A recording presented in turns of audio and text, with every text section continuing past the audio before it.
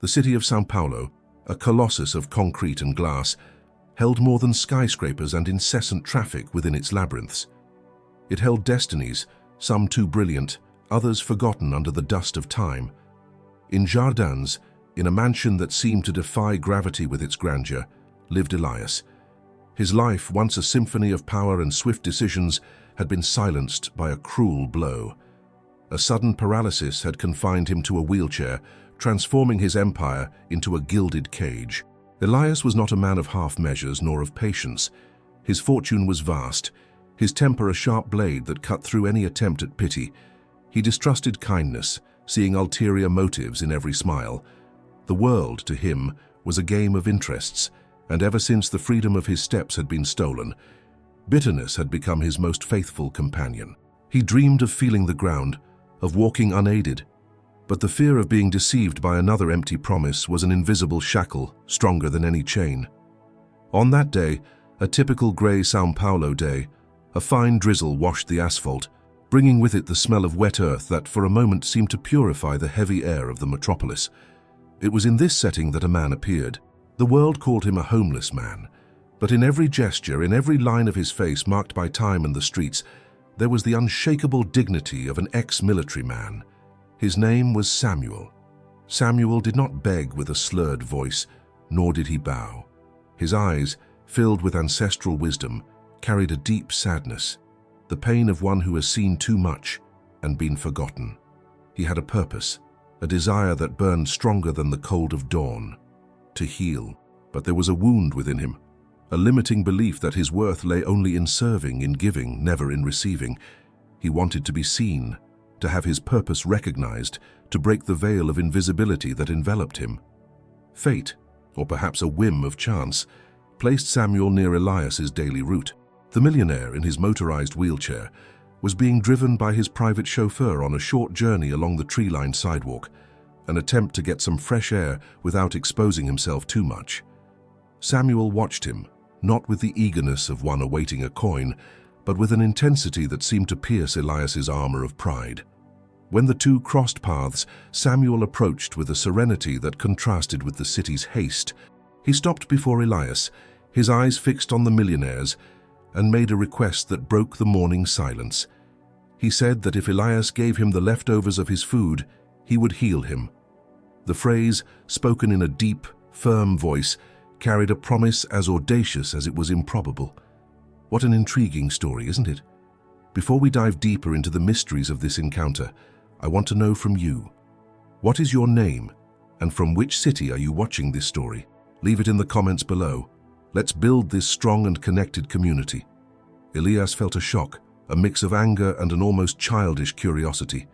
He had heard it all before: charlatans, expensive therapists, promises of miraculous cures that always ended in disappointment. But there was something different in Samuel's gaze, a conviction not seen in peddlers of illusions.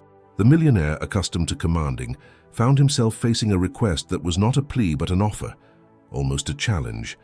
His chauffeur was already preparing to ward off the nuisance, but Elias stopped him with a gesture. Why did Elias, such a skeptical man, hesitate? The truth is, beneath that bitter shell, the desire to walk again was a flame that never died out. It was his Achilles heel, his most secret and painful hope. Elias looked at Samuel, trying to decipher the man before him. The homeless man's clothes were worn but clean, and he carried an old backpack. Samuel, in turn, did not avert his gaze, maintaining the posture of one awaiting an answer, not one begging. On Samuel's chest, beneath the thin, worn fabric of his shirt, Elias noticed a discreet gleam. It was an old service medal, an opaque piece of metal, almost unrecognizable, but it seemed like a point of honor amidst his condition. It was a small detail, but it ignited a spark of respect in Elias, a recognition of a discipline he himself knew well. What did that medal mean? Samuel also held, with almost reverent care, a small tied cloth bag, from which emanated an earthy smell of dried herbs and something more, something that evoked forests and ancient medicine. Elias, surprisingly, felt an impulse. It wasn't pity, it was something deeper, an almost irrational call to do good at that moment, to break his own armor. He instructed the chauffeur to fetch one of the lunchboxes he always carried, designed for his restricted and balanced diet. The meal was handed to Samuel, who received it with a nod, without euphoria, without flattery. Just the dignity of one fulfilling part of an agreement. What would happen next? Would it be another farce, another disappointment for Elias, or did Samuel truly hold a secret capable of challenging modern medicine and logic? The city pulsed around them, oblivious to the silent pact that had just been sealed on the tree-lined sidewalk of Jardines.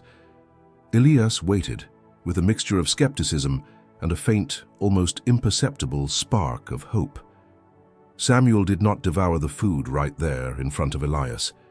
He stored it carefully in his old backpack, almost ritually, like someone who values every crumb. His eyes, however, remained fixed on the millionaire's, an intensity that seemed to read his soul. Elias, in turn, felt a pang of discomfort. He had given the food, fulfilled his part. Where was the cure? That's not how things worked in his world of contracts and immediate results. The homeless man then knelt with surprising agility for his age, never taking his eyes off Elias. From that small cloth bag that exuded the smell of earth and brush, Samuel pulled out a handful of dried leaves and some tiny roots. He crushed them with his calloused hands, transforming them into a moist paste, and extended his hand toward Elias, not to touch, but for the millionaire to feel the aroma. It was a strong, earthy smell, with a bitter and fresh touch, like the forest after rain. The chauffeur, always attentive, made a move to intervene, but Elias stopped him again. Part of him screamed danger, but the other was paralyzed by curiosity. What was Samuel intending? "It's not magic, it's patience," Samuel said, his voice hoarse but firm. "The body is a garden and it needs to be fertilized with what the earth offers, but first, it needs peace." He didn't apply the paste. Instead, he pulled out a small glass vial, almost hidden in the same bag, and offered it to Elias. "To drink. A teaspoon before bed. For 3 nights. Elias took the vial, feeling the cold glass and the dark, dense liquid inside. The smell was more concentrated, almost medicinal. He had taken so many medicines, so many miraculous potions over the years. Why would this be different? Distrust was a slow poison running through his veins. His private physician, Dr. Almeida, a meticulous man averse to any quackery, would certainly reprimand him. The image of the doctor, with his serious demeanor and his glasses perched on his nose, flashed through Elias's mind. He almost laughed at his own naivety. But Samuel wasn't asking for money, not even a guarantee. He was offering, demanding nothing more than that meal. And the service medal, now a little more visible as Samuel moved, continued to intrigue Elias. This man didn't seem like an ordinary impostor. There was a dignity, a seriousness in his eyes that disarmed Elias's first line of defense. Could a soldier's honor extend even to the roadside? Elias returned home with the vial in hand, the smell of herbs imprinted on his memory. The mansion, once a refuge, now seemed a little emptier, a little quieter. He spent the day pondering the encounter, the promise, the smell of the earth. At night, before going to sleep, with a trembling hand, he opened the vial. The dark liquid seemed to invite him into an unknown abyss. A teaspoon. He took it. The taste was bitter, earthy, but not unpleasant. He felt nothing immediate, no spark of healing, no sensation of relief. Only the lingering taste of doubt. Days passed, and Elias took the doses according to Samuel's instructions. Each morning, upon waking, the first thing he did was try to move his feet, his toes. Nothing. The paralysis remained, relentless. Hope, which for a brief moment had dared to bloom, began to wither again. Frustration, an old acquaintance, tightened its grip on his chest. He felt like a fool. Once again, he had fallen into the trap of illusion. On the 3rd day, Samuel reappeared. He was in the same spot near the mansion when Elias was being taken for his brief morning stroll. This time, the homeless man asked for nothing. He just watched Elias with the same intensity.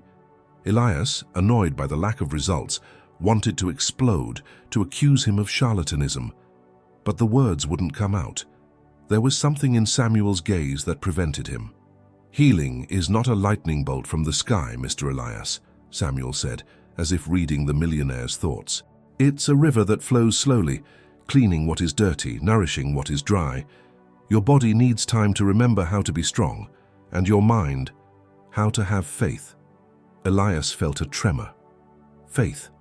He had lost faith in almost everything, especially in himself. He looked at Samuel, then at the medal on the ex-soldier's chest. What did that man know about faith?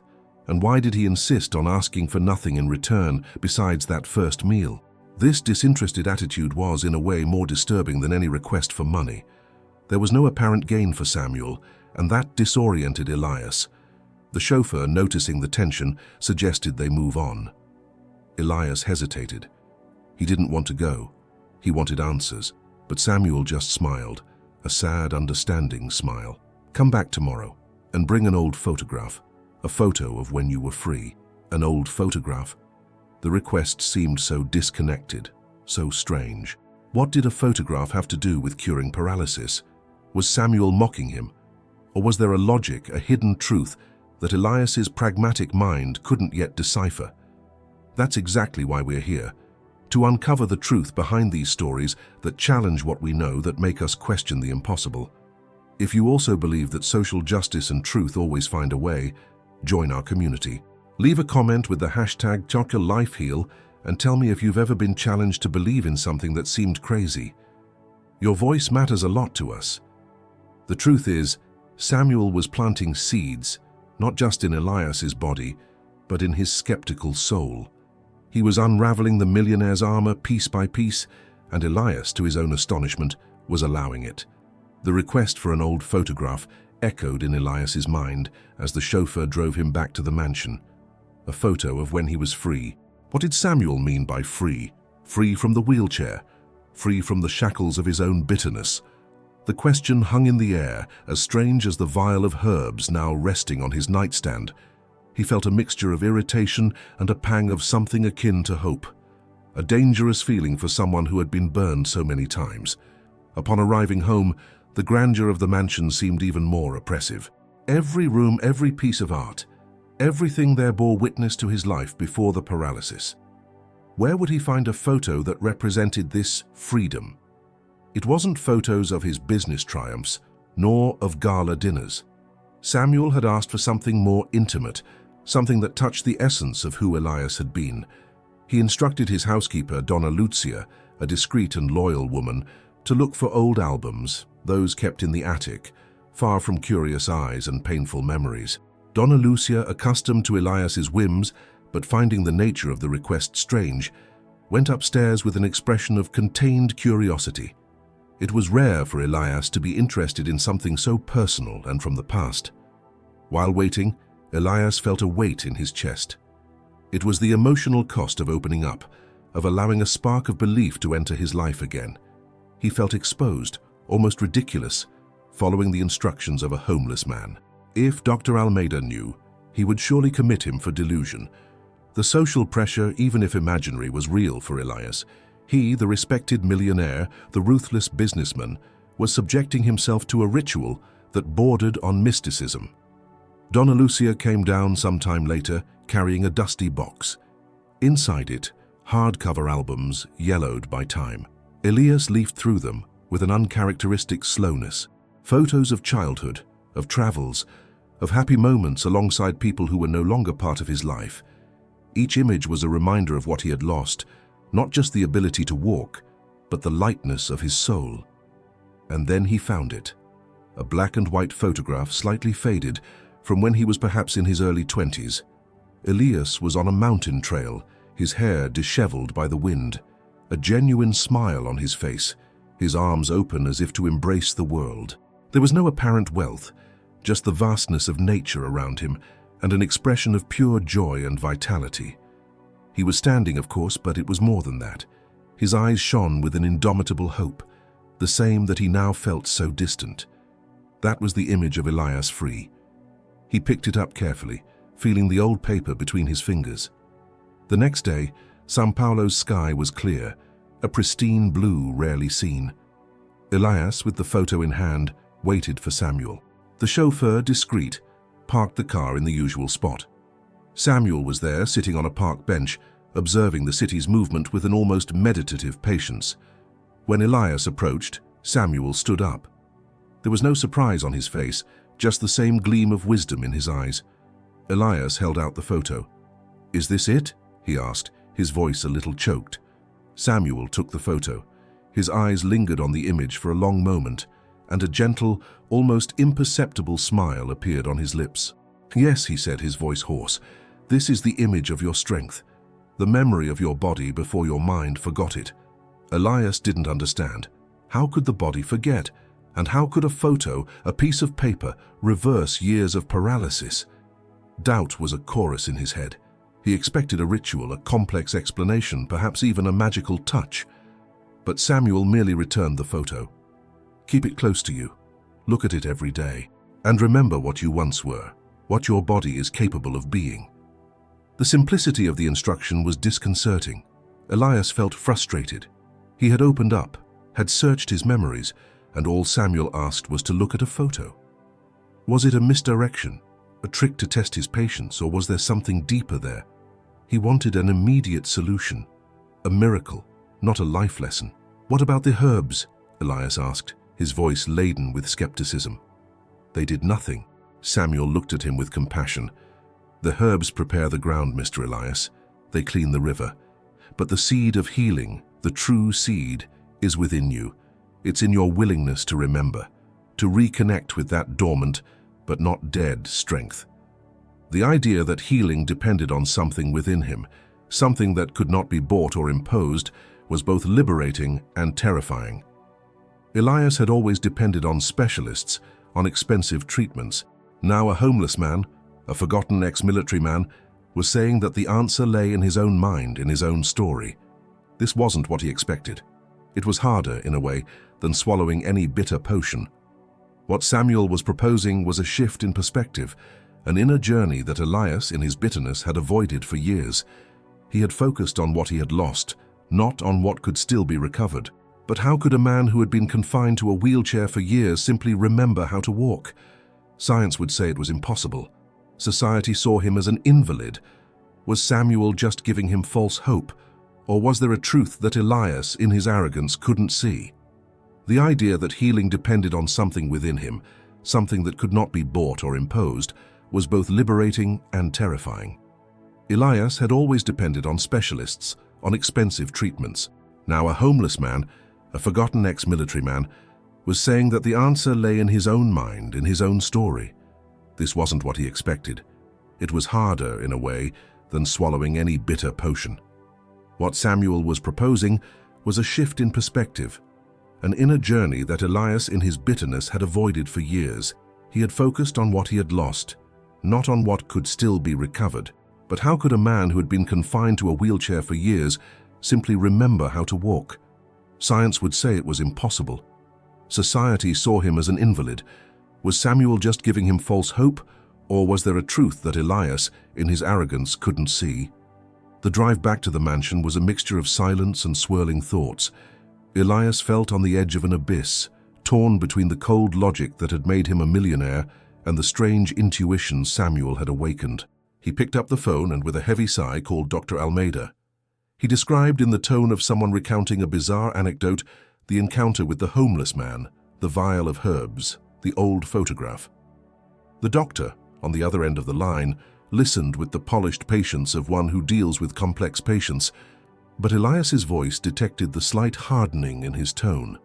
"Elias, my dear, I understand your frustration," Dr. Almeida said, his voice laden with scientific skepticism. "But we need to be realistic. These miracle cures have no basis whatsoever. The herbs may have a placebo effect at most, but they won't reverse a spinal cord injury. I suggest you discard the rest of the vial and focus on proven therapies." The doctor's response, though expected, hit Elias like a bucket of cold water. Logic won, at least for a moment. The voice of reason, of medicine, seemed louder than the whisper of irrational hope. But the vial was still there on the nightstand, a silent reminder of an unconventional path, and the photograph.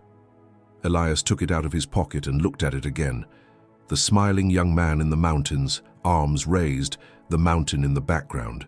He tried, with all his might, to connect with that image, with that feeling of freedom. But his mind stubbornly betrayed his body. The wheelchair was a heavy reality, his legs inert, a burden. Dr. Almeida, with his voice of reason, still echoed in his ears, reinforcing the impossible. Hope, fragile as a dry leaf, threatened to crumble again. That path Samuel proposed, so distant from science and logic, demanded a faith that Elias, the pragmatic millionaire, didn't know where to find. Still, the absence of a money request from Samuel, the silent dignity of the man on the street, continued to hammer at Elias's mind. What did he gain from all this? The question was a shackle, keeping curiosity alive. Elias wanted to understand. He wanted to decipher that walking enigma. Samuel reappeared as always on the same park bench. His eyes, which seemed to see beyond the obvious, met Elias's. There were no words of accusation, no questions about the results of the herbs, just a look that seemed to assess the progress of an invisible battle. "The body's memory is like a muscle, Mr. Elias," Samuel said, his voice deep, unhurried. "If it's not used, it atrophies, but it doesn't die. It merely sleeps." He paused, and Elias felt the intensity of that moment. "You remember how to walk, how to feel the ground. Your mind has forgotten how to give the command. We need to reconnect the wire." Elias felt a shiver. Reconnect the wire. It seemed so simple, yet so complex. "But how?" Elias asked, his voice almost a whisper. "How do I make my body remember?" Samuel knelt again, pulling the small cloth bag of herbs from his backpack. This time he didn't offer it to Elias to drink. Instead, he took a small amount of a greenish paste, more concentrated, and placed it in his palm. The smell was stronger, more pungent, like the very essence of the earth. The body needs a push, a command it recognizes, something to awaken it, Samuel explained, his eyes fixed on Elias's. "When you served, Mr. Elias, there was a command that made you rise, wasn't there? An order that propelled you even when fatigue was unbearable." Elias blinked. Samuel didn't know about his military past, his brief but intense experience in the army before inheriting the family business. He had kept that part of his life closely guarded. How did Samuel know? The medal, perhaps? The homeless man seemed to have read his soul. "There was," Elias admitted, his voice laden with a distant memory, "the order to march, to not stop, to move forward." Samuel smiled, a smile that illuminated his marked face. "Exactly. A soldier's body obeys the mind, even when it is exhausted. It's a discipline engraved in the soul. This medal," Samuel touched his own service medal, now more visible beneath the fabric of his shirt. "This medal is proof of an oath, of a strength you still carry." He took Elias's hand, a gesture that surprised him with its firmness and warmth. In Elias's palm, Samuel applied the greenish paste. "This is the earth, the memory of where we came from, the strength that sustains us." He then, with his other hand, touched Elias's feet, still inert in the chair. "And here, where the body has forgotten the earth, we will remind it." Samuel then did something unexpected. He took a step back, looked at Elias with an almost hypnotic intensity, and with a voice that seemed to echo the discipline of a training field, gave an order. "Elias, stand up. March." The order, spoken with an authority Elias hadn't heard in decades, reverberated in his chest. It was a shock. It wasn't a request. It wasn't a suggestion. It was a command. And Elias, the millionaire, the man who commanded empires, felt for an instant like the young recruit again. His body, to his own astonishment, reacted. It wasn't a full movement, not a complete rising, but his toes contracted. A slight, almost imperceptible tremor ran through his legs. A spark of life, a long-forgotten sensation ignited in his extremities. He felt the muscle. He felt the intention to move. Elias's eyes widened. It was real. It wasn't an illusion. It was a small but undeniable sign. The turning point that defied all logic and medicine, was happening. Dr. Almeida, science, skepticism, everything seemed to vanish before that silent miracle. Samuel, the homeless man, the ex-soldier, was not a charlatan. He was somehow the healer Elias had so desperately sought. The restorative authority came not from law or medicine, but from ancestral wisdom, forgotten discipline, and the strength of a man who refused to be invisible. This moment, this first tremor, was the point of no return. Elias had crossed the line of disbelief. He had to continue. Samuel's promise, once a folly, was now a palpable hope. That small movement, that reconnection, had cost him his arrogance and cynicism. He was vulnerable, but for the first time in years he felt a vitality, a flame that propelled him forward. Elias's eyes widened. It was real. It wasn't an illusion. It was a small but undeniable sign. The turning point that defied all logic and medicine, was happening. Dr. Almeida, science, skepticism, everything seemed to vanish before that silent miracle. Samuel, the homeless man, the ex-soldier, was not a charlatan. He was somehow the healer Elias had so desperately sought. The restorative authority came not from law or medicine, but from ancestral wisdom, forgotten discipline, and the strength of a man who refused to be invisible. This moment, this first tremor, was the point of no return. Elias had crossed the line of disbelief. He had to continue. Samuel's promise, once a folly, was now a palpable hope. That small movement, that reconnection, had cost him his arrogance and cynicism. He was vulnerable, but for the first time in years he felt a vitality, a flame that propelled him forward. The days that followed were a journey of rediscovery for Elias. Samuel, with unshakable patience, continued to visit him, no longer as a beggar but as a mentor. He asked for no money, nor did he accept expensive gifts. His reward, he said, was to see life return to Elias's eyes. The herbs, once viewed with suspicion, were now part of a daily ritual, preparing the body for what Samuel called the dance of memory. Elias's old photograph, that free young man in the mountains, became his mirror. He looked at it tirelessly, not to mourn the past, but to visualize the future, to reconnect the mind to the body as Samuel taught. Each day, the tremors became more defined movements. First his toes, then his feet, and then, with superhuman effort, one leg. It was a slow, painful process, but real. Samuel's service medal, once an opaque detail, now shone as a symbol of his honor and the discipline he had instilled in Elias. It was proof that true strength resided not in wealth, but in resilience and purpose. Elias, the millionaire who distrusted everyone, had found his cure in the hands of a man society had forgotten. If this story touches something you've experienced, if your faith has been tested and you found strength where you least expected it, subscribe to the channel now and comment on what you would do in Elias's place. Use the hashtag #LifeHeal and give it a like because your support moves these stories of overcoming and transformation. The repair of Elias's life was not just physical, it was moral, spiritual. He was relearning to walk, to feel the ground, but also to see people, to value what had no price. With each hesitant step, each muscle that responded, Elias felt gratitude and humility. He was walking again, yes, but he was also becoming a new man, less bitter, more human. The days that followed were a journey of rediscovery for Elias. Samuel, with unshakable patience, continued to visit him, no longer as a beggar, but as a mentor. He asked for no money, nor did he accept expensive gifts. His reward, he said, was to see life return to Elias's eyes.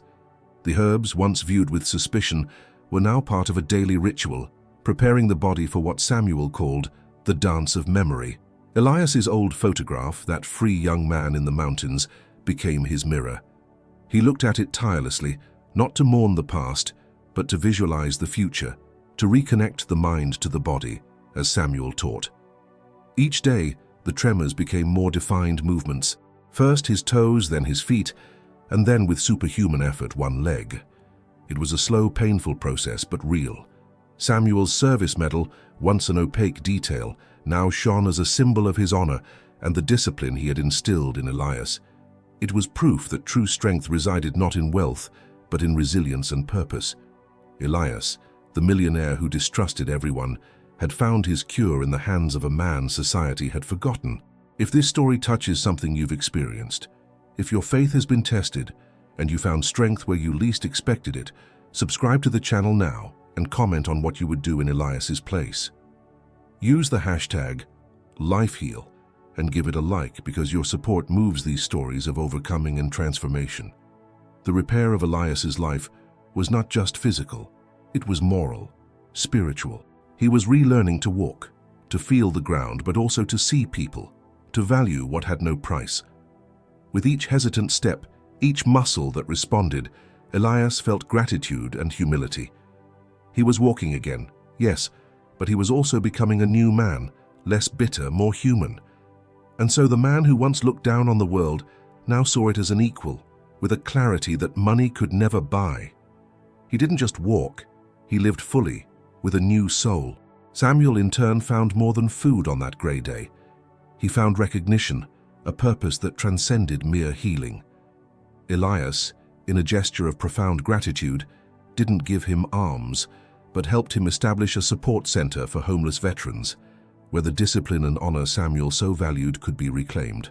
That bag of herbs, which Elias almost discarded, had been the key to awakening the memory of body and soul. The old photograph, which represented lost vitality, was now a constant reminder of the capacity for overcoming and reconnecting with one's true self. Poetic justice was served, showing that true wealth lies in seeing humanity in others, and that healing often comes through the most unexpected paths, from those we least expect. In the end, Elias learned that the healing of his body was just the beginning of a much greater healing, that of his spirit. And Samuel, the invisible ex-soldier, was finally seen, his worth and wisdom recognized, transforming not only Elias's life, but many others.